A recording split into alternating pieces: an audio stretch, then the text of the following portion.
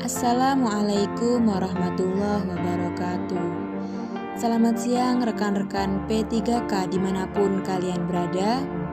Semoga kita semua selalu dalam keadaan sehat dan dalam perlindungan Allah Subhanahu wa Ta'ala. Di video kali ini kami akan memberikan soal-soal P3K, materi moderasi beragama. Namun sebelum kita mulai, untuk rekan-rekan yang baru menemukan channel ini, silahkan like, komen, dan subscribe, serta nyalakan lonceng notifikasinya supaya kami lebih semangat lagi untuk memberikan konten-konten yang bermanfaat. Baiklah, langsung saja kita mulai dengan melafadzkan Bismillahirrahmanirrahim. Penerimaan terhadap prinsip-prinsip berbangsa yang tertuang dalam konstitusi yaitu UUD 1945 dan regulasi di bawahnya merupakan indikator moderasi beragama, yaitu A. Komitmen kebangsaan, B. Toleransi, C. Anti kekerasan, D. Penerimaan terhadap tradisi. Dari pilihan ganda tersebut, maka jawaban yang paling tepat adalah A. Komitmen kebangsaan. Lanjut soal yang nomor 3. Menolak tindakan seseorang atau kelompok tertentu yang menggunakan cara-cara kekerasan, baik fisik maupun verbal, dalam mengusung perubahan yang diinginkan merupakan indikator moderasi beragama, yaitu A. Komitmen kebangsaan, B. Toleransi, C. Anti kekerasan, D. Penerimaan terhadap tradisi. Jawaban yang paling tepat adalah C. Anti kekerasan. Lanjut soal nomor 4. Menjadikan nilai-nilai moral universal dan pokok-pokok ajaran agama sebagai pandangan hidup dengan tetap berpijak pada jati diri Indonesia merupakan muatan pesan keagamaan dalam moderasi beragama, yaitu ... Jawaban yang paling tepat adalah menjunjung tinggi keadaban mulia. Lanjut soal selanjutnya. Berikut ini merupakan 3 indikator kinerja penguatan moderasi beragama, yaitu A. Indeks kesalehan umat beragama meningkat dari 83,56 pada tahun 2019 menjadi 86,08 pada tahun 2024. B. Penerimaan umat beragama atas keragaman budaya sebesar 76,00 pada tahun 2024. C. Indeks kerukunan umat beragama meningkat dari 73,83 pada tahun 2019 menjadi 75,80 pada tahun 2024. D. Penguatan cara pandang, sikap, dan praktik beragama yang moderat pada aparatur negara. Maka jawaban yang paling tepat adalah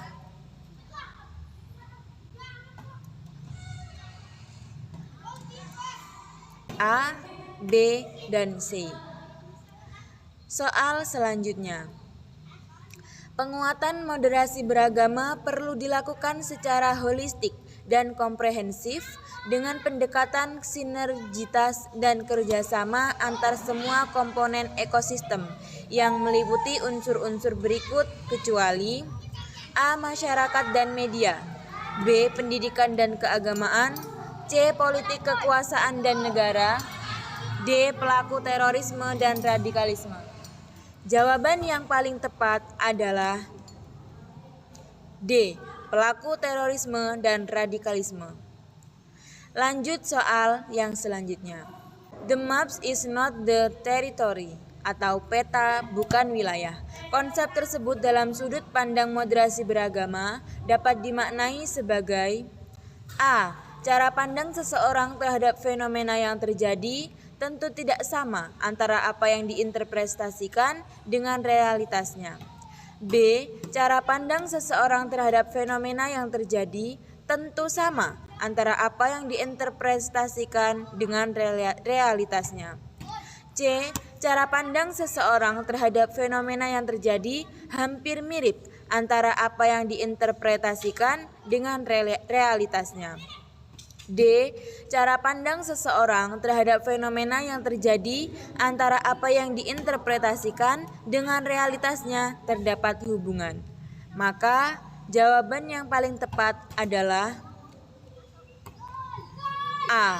Cara pandang seseorang terhadap fenomena yang terjadi tentu tidak sama antara apa yang diinterpretasikan dengan realitasnya.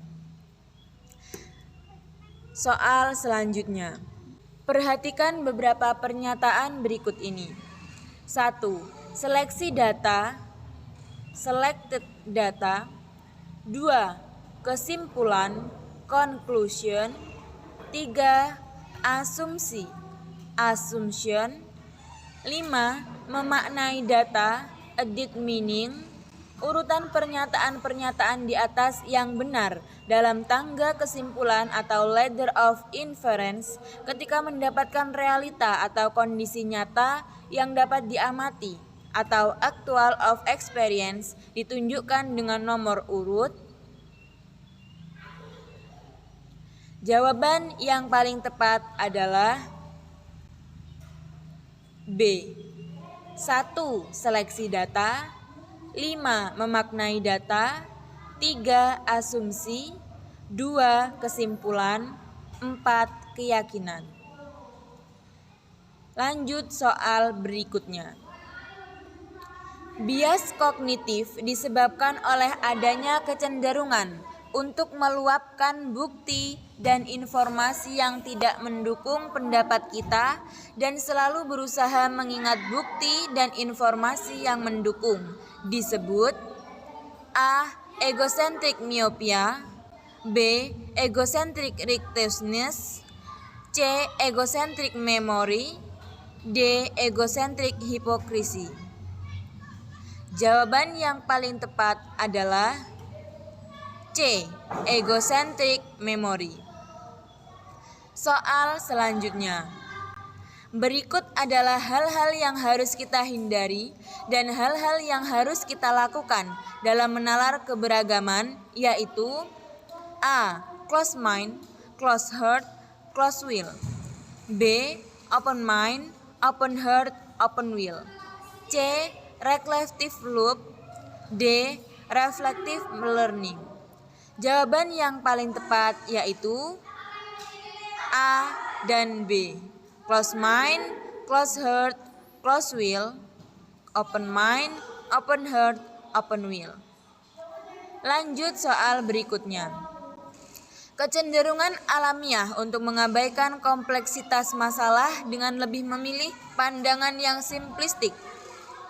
Bila kompleksitas tadi mengharuskan kita untuk mengubah pendapat, disebut sebagai A. Egocentric oversimplification. B. Egocentric blindness. C. Egocentric memory. D. Egocentric myopia. Jawaban yang paling tepat adalah A. Egocentric oversimplification. Lanjut soal berikutnya. Dalam melakukan penyelaman terhadap apa yang terjadi dengan menerapkan iceberg analysis and U process, perlu diperhatikan 3 tahapan, yaitu A. Reframing, B. Pola dan tren, C. Struktur penyebab, D. Mental model. Dari 4 pilihan tersebut, 3 tahapan yang paling benar ditunjukkan oleh nomor 2, 3, dan 4. Pola dan tren, struktur penyebab, dan mental model. Berikut ini merupakan hal-hal yang harus diperhatikan sebagai struktur penyebab dalam melakukan iceberg analysis adalah A. Perilaku, kebiasaan, sikap yang dapat dilihat. B. Paradigma, perspektif, keyakinan. C. Tradisi, budaya, kebijakan, pemerintah, sistem. D. Memastikan terwujudnya sikap, kebiasaan yang baru. Jawaban yang paling benar yaitu C. Tradisi, budaya, kebijakan pemerintah, sistem. Lanjut soal berikutnya. Dalam melakukan reframing dalam U proses pada iceberg analysis adalah A. Mengamati paradigma, perspektif, dan keyakinan yang melatar belakangi terjadinya fenomena sosial. B. Mengubah paradigma, perspektif, dan keyakinan. C. Mendesain kebijakan, program, serta memberikan reward. D. Memastikan terwujudnya sikap kebiasaan yang baru. Jawaban yang paling tepat adalah D. Memastikan terwujudnya sikap kebiasaan yang baru. Lanjut soal berikutnya. Penguatan moderasi beragama pada dasarnya adalah menghadirkan negara sebagai rumah bersama yang adil dan ramah bagi bangsa Indonesia untuk menjalani kehidupan beragama yang rukun, damai, dan makmur. Karena itu, perlu dilakukan langkah menyelenggarakan pelayanan publik secara adil untuk memenuhi hak-hak sipil tanpa diskriminasi. Langkah ini termasuk dalam penyelarasan relasi antara A. Agama dan politik, B. Agama dan hukum, C. Agama dan layanan publik, D. Agama dan ekspresi publik. Jawaban yang paling tepat adalah antara agama dan layanan publik. Soal berikutnya.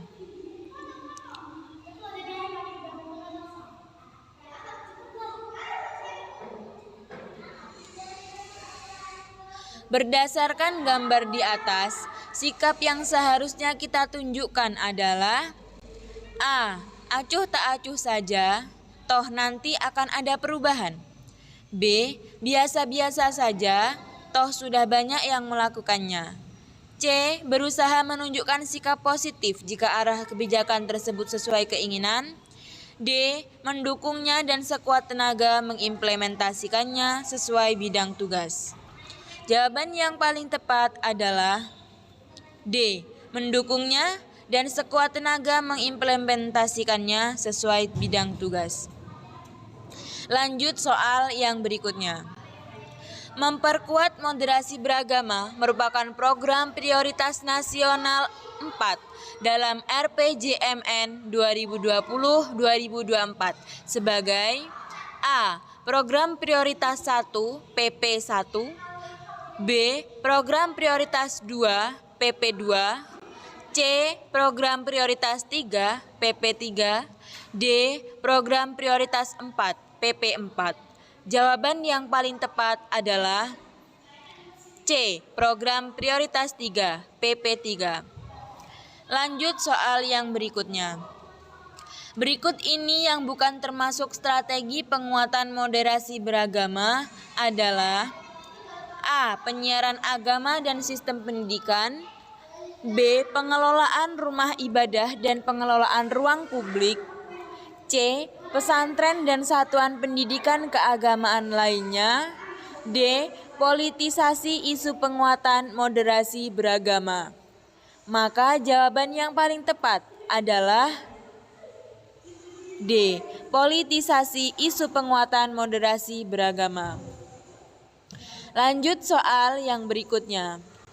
Harmonisasi umat beragama dapat tercapai jika memenuhi dua hal berikut, yaitu A.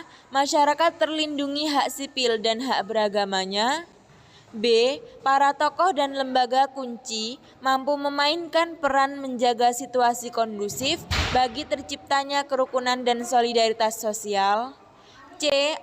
Aparat keamanan secara persuasif selalu melakukan pengamanan rumah ibadat, D. Selalu merayakan hari besar agama bersama-sama.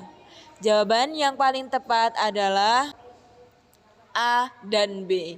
Masyarakat terlindungi hak sipil dan hak beragamanya, B. Para tokoh dan lembaga kunci mampu memainkan peran menjaga situasi kondusif bagi terciptanya kerukunan dan solidaritas sosial. Lanjut soal yang berikutnya.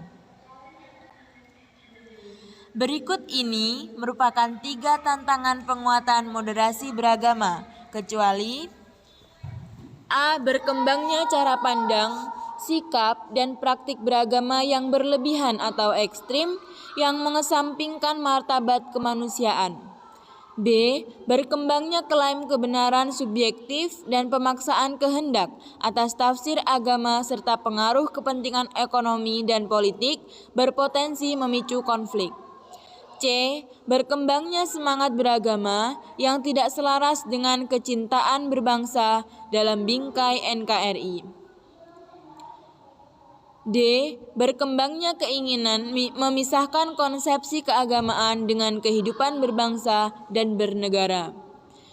Jawaban yang paling tepat adalah D. Berkembangnya keinginan memisahkan konsepsi keagamaan dengan kehidupan berbangsa dan bernegara.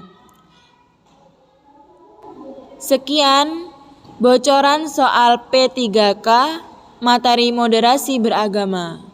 Akhirul kalam, wassalamualaikum warahmatullahi wabarakatuh.